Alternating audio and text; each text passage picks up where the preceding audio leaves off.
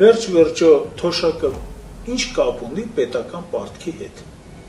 Բայց ասեմ, կապը ուղղակի է։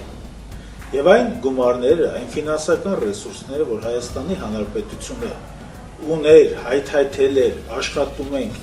հարկերով, տուրքերով, պարտադիր վճարներով մենք բերում ենք բյուջե, այդ գումարները Հայաստանի Հանրապետությունից հոսում են դեպի արտասահման, դեպի կապիտալիստների գրպանը։ Այո, այդ մոնոպոլիստները, ֆինանսական այս շնաձկերը Հայաստանի նման խեղճ ու կրակ երկրից տանում են ահռելի գումար։ 18 թվականին, եթե մեր պարտքը մոտապես 7 միլիարդի չափ էր ամերիկյան, կարելի ասել, եւ տոկոսադրույքը պարտքի 4.4% էր։ Հիմա Հայաստանի պարտքը ահռելի է, մոտապես 5 տրիլիոնից անցել է դրամով, եւ տոկոսադրույքը մոտապես 7.5% է։